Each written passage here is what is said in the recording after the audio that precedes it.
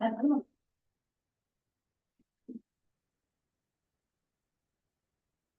afternoon, everyone. We would like to call today's budget meeting, continuation of yesterday's budget meeting, back to order.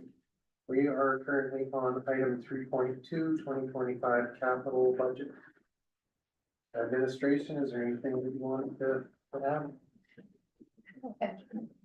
I don't believe I have anything. It just, there was, more items on the capital budget that council had wanted to discuss. This is your opportunity.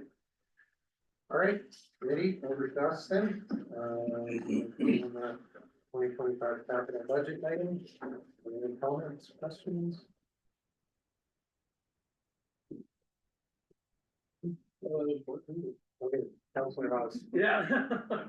I guess my question, because we put aside the $45,000 for the sound reduction panels for Gerard Redmond courts. However, of that 45,000, the plan is to have a sound assessment done at that area before anything else is spent. Is that if I recall correctly? My recollection is that that was a noted project, as the motion and the dollar amount allocated was for a sound study first. Yeah. Then based on the results of the sound study, we'd be bringing that forward to council to make a decision on the panels themselves. Okay. So if I may, is it possible, like the sound, like, is the winter months even possible to do a sound assessment of that area, or do they have to actually be doing what is down there to do the assessment? Because, I mean, the reason I'm asking that question is ideally it would be nice to have it before so that we could avoid, if we're going to go through with this project, the individuals that have brought it forward for the sound, but any comment? I don't know if we can do it in the winter or if that would give you an accurate reading, because sound carries differently in the winter. I think it's the snow, the lack of leaves, possibly, but my gut's telling me that it would probably have to be in the summer when they're playing pickleball. Okay, all right, but as long as it's clear that, yeah, nothing's until that sound assessment's done, that's good to hear. Excellent, thank you, Mr. Chair. Ready, Councilor Ray? Thank you, Chair. I do have a question. It's not regarding the capital budget, but it's a question regarding the budget as a whole. Administration, when do we have to have the budget passed? Not an interim, but the budget.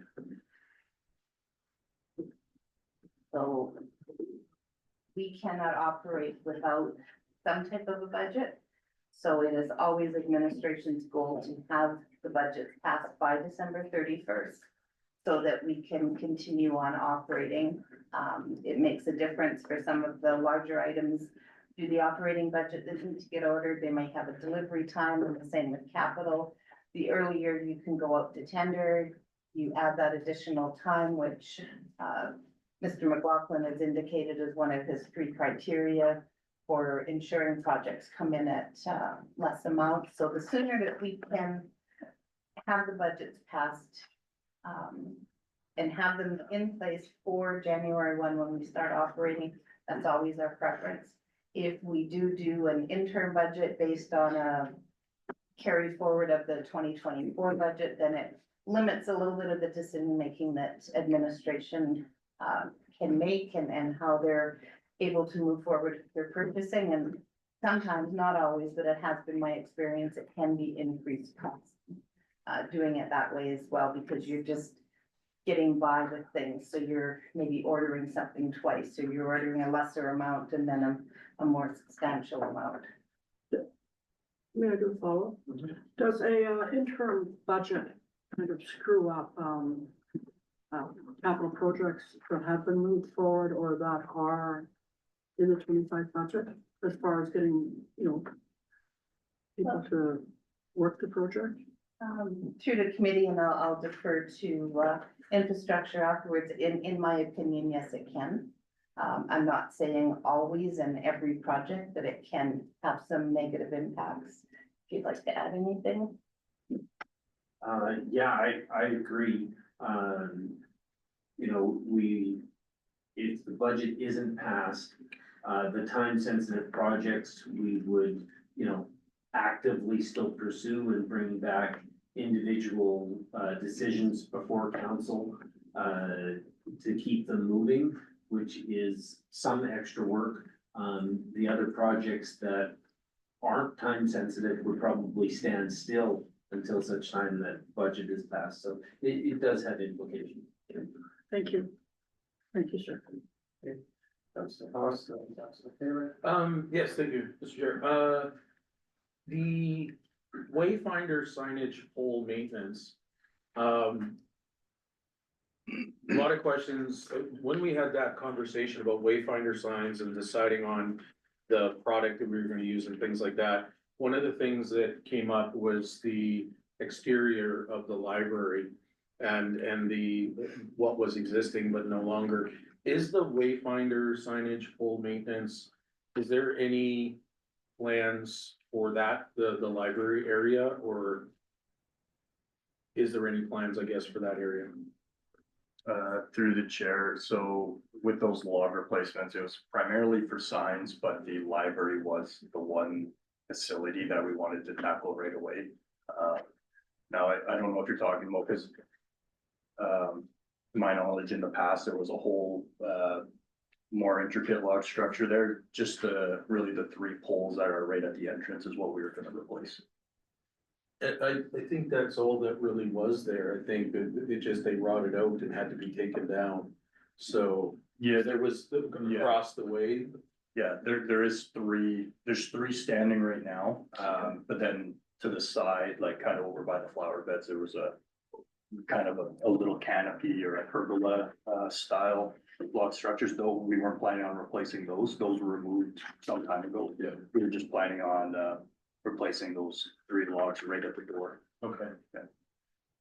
If I may just follow, so with that, because there's still brackets and everything hanging from there, you know, is that intention to also remove those and kind of clean up where we're not gonna put them back, but at least we can make it look a lot better that there's just some brackets hanging out of there?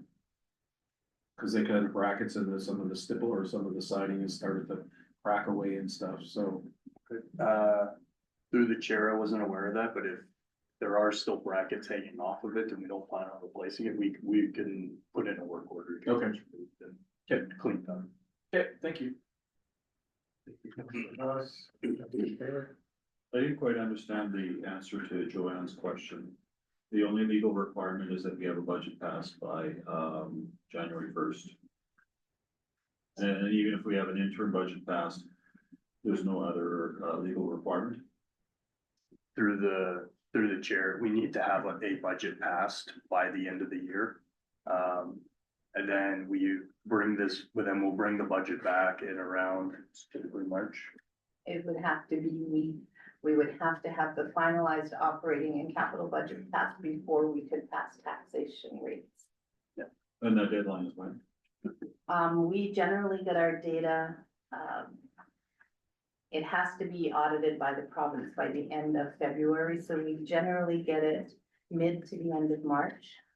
Then we go through our process of uploading it, reconciling it, and testing all of the values.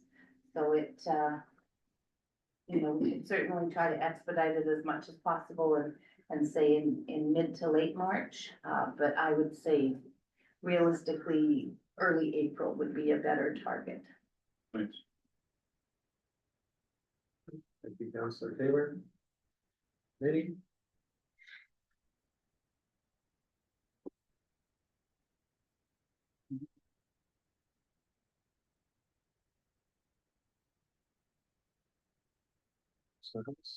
Just for some clarification, so I know we talked about this in the workshop.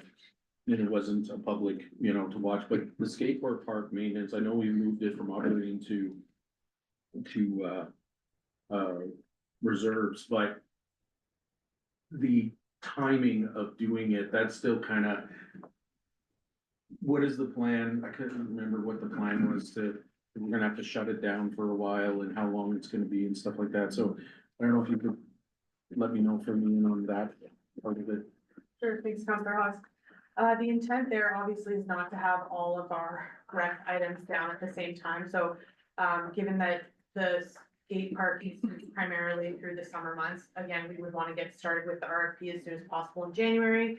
So that as soon as it's spring, we could likely have the work being done so that it's in better condition for summer and this year's use, but if we had to, you know, based on RFP, it has to be in fall, that's an option as well.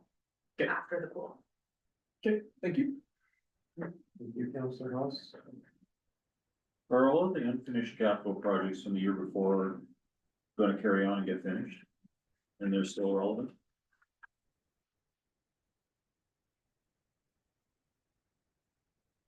That is what we're working on right now, is going through project by project and determining what work is left to be done and carrying forward those monies.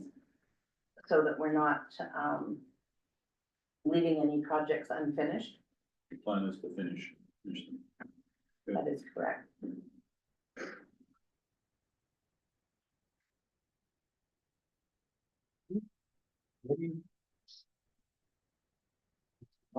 To build off of that, are we also potentially looking at savings?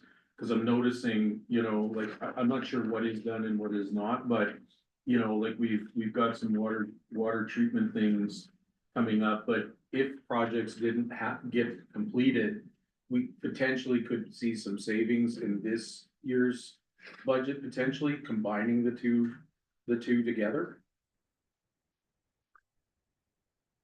Through to all of committee, so if there were unexpended funds on any of the capital projects, they would go back to reserve and then could be drawn out again to pay for projects. Right, okay. Yep, good, thank you. Mr. Taylor? So, the utility trainee vehicle from the year before. That was purchased? I believe that was, I think there is It spent to the 689.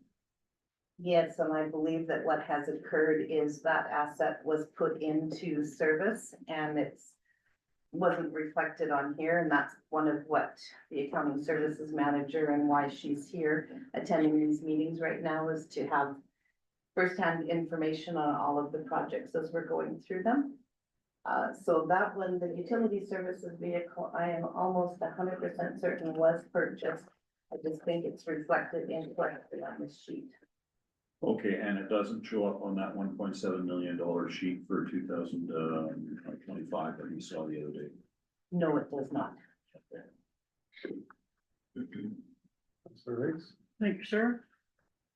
So where we sit right now, is our tax increase around 4.6? Oh, I jotted that number last night. I'm sorry, through to all of the committee.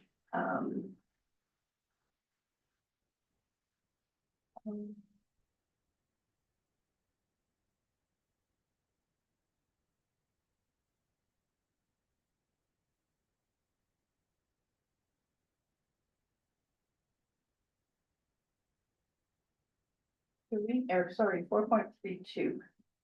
If I've remembered, so there was a reduction of approximately 3.2% with the $450,000 coming from reserve to fund projects. The removal of the health and safety halftime position brought us to a 3.52% decrease. There was another 5,300 taken out, which would have brought us to a 3.56 decrease. So subtracting that from 7.88 would be 4.32. Thank you. Thank you.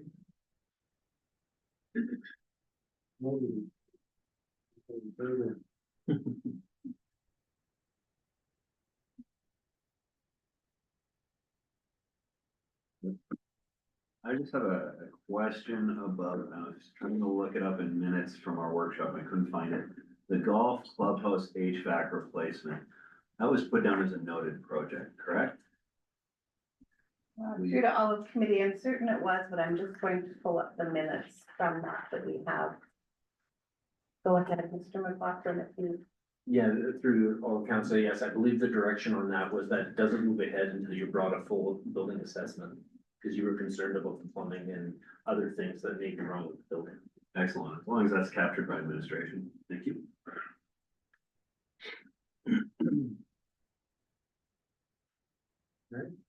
Any other changes, directions, questions, comments? Administration, is there anything else that you need from committee? Through the chair, I don't believe so.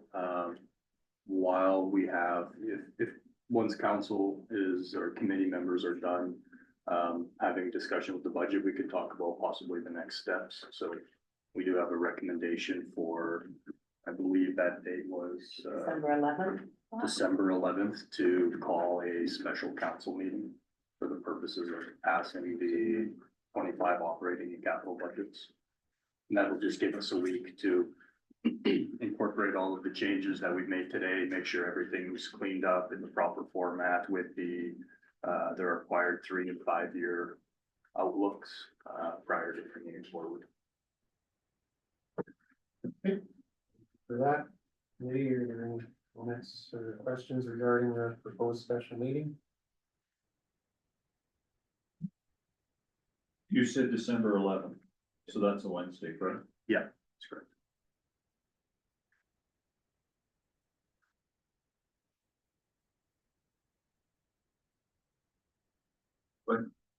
Why would we do it, Amanda?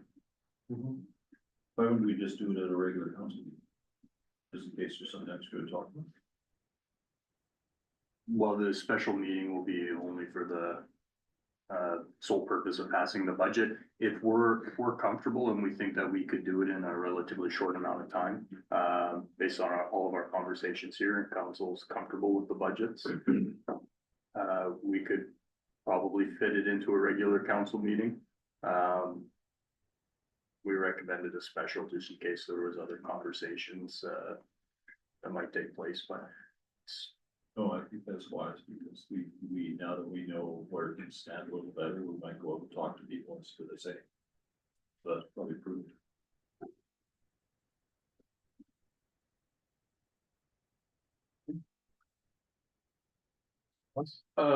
And with that, is that conversation also include reserves, or that comes later?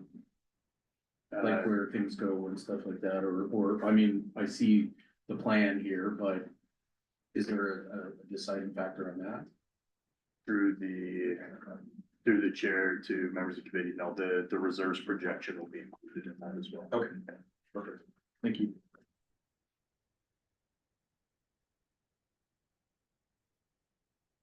Favor? So shortly after this meeting, will we get like a summary? Of like reserves and what's approved and what's not approved and what the tax rate is?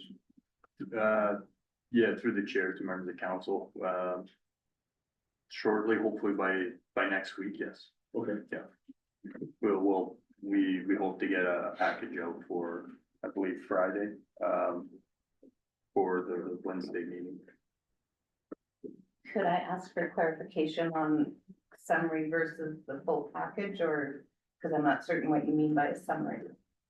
Well, to me, what you gave us for this meeting was a summary. So it's like a limited number of pages that just sort of provide the highlights. Yes, And we got all the details of everything, so we know from the past, we don't need all these sheets again, I don't think. I appreciate that, and yes, it will be in the same format. Thanks. Thank you, Councillor Taylor, Councillor Reese. Thank you, sir. So if somebody, in the past has had a tax bill of $4,000 and a 4.32% increase, they'd be looking at around $160 a year, just over $10 a month increase. On the one sheet, sorry, $3 maybe, I did put at a 7.88% increase for $400,000 assessed residential property. The increase over what they would have paid in 2024 is about $177. So if we're down to almost half of that, that would of course go down as well.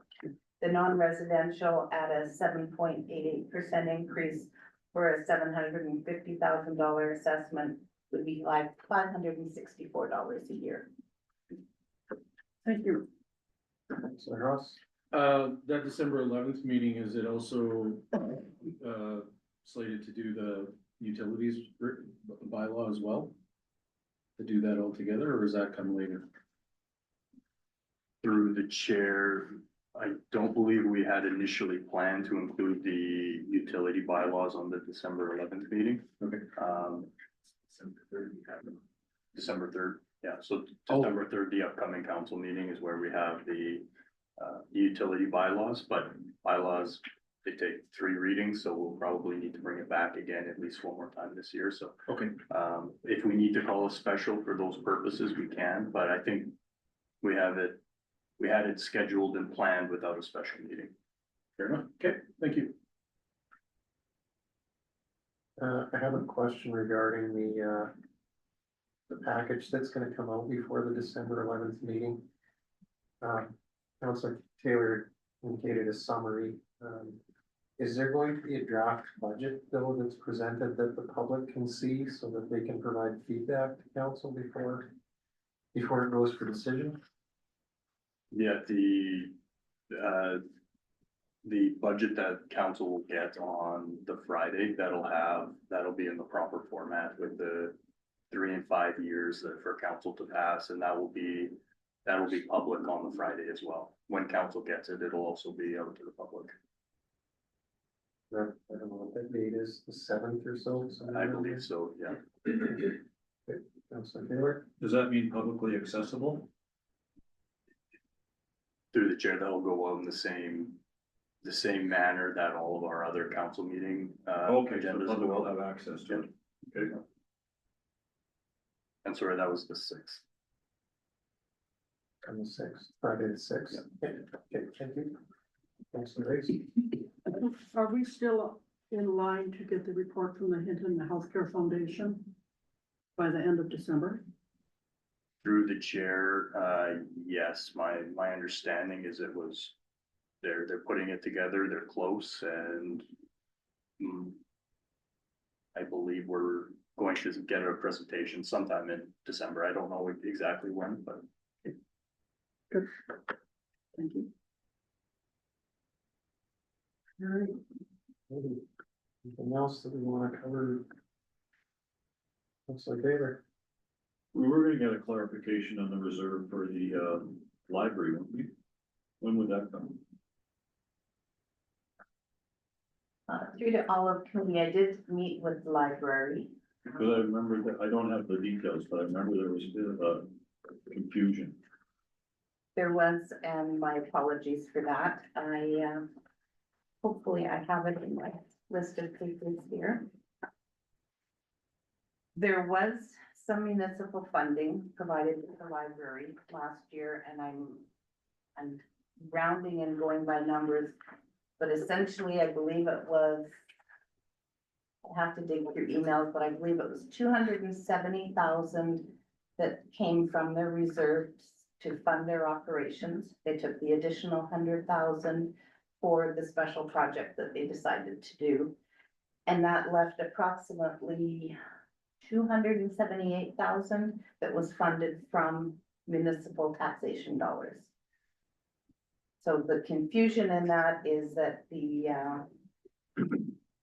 when the library board made their adjustments, I did not make the adjustments on the municipal side of the budget, and that's one of the hopeful pieces that will eliminate in the future is we will not have the library budget embedded deeply in our municipal budget. It should be a standalone that we can just print out, or they print it out and provide it, and we just have the one number in it.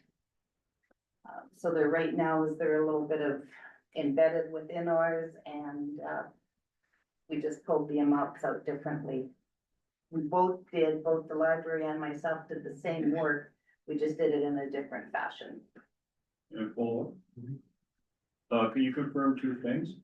One is that, I think it was a year ago that we met, that they were gonna take, they had a large reserve budget, and we made a decision that that we can't tell them what to do, but we were gonna give them less operating dollars, and it was up to them as to whether they took that out of their, reserves to pay for operations. Did they actually do that? And then we gave them less operating dollars. And two, what the reserves according to the consolidated financial statement at the end of the year were something like 400,000. Which is way more than we thought they were, but what are they now roughly? Are they? Am I asking? Unreconciled very roughly and agreed with verbally with the library manager is we are between 30 and 50,000. Yeah. We don't have all of the invoices for the last little bits of the project, so I don't have a more definitive number. But they are sitting at under 100,000, I believe it's between 30 and 50. Okay, and our direction from last year to reduce the reserves was, and they're forgiven. Not to reduce the reserves, but to reduce the operating dollars, and then they could fund it any way they wanted. That occurred. That definitely occurred, and the monies that the town pulled back were used to offset taxation. There was two motions made, one for, I believe, 104,000 and one for approximately 170,000. Appreciate that. And I followed up on those and those both did occur. Thank you.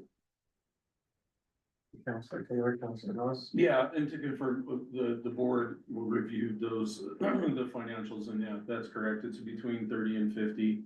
And we did that because we have no capital projects this year, but we will have capital projects coming up in the 2027, 2028. So in order for those to happen, we needed some funds in there because there's some computer purchasing and things like that. We have a 5-year capital plan, so, but it is between 30 and 50. And with that, there'll be an additional 16,000 ask in our operating, or in our ask of this year, so, yeah. Thank you, Councillor Ross. Hey.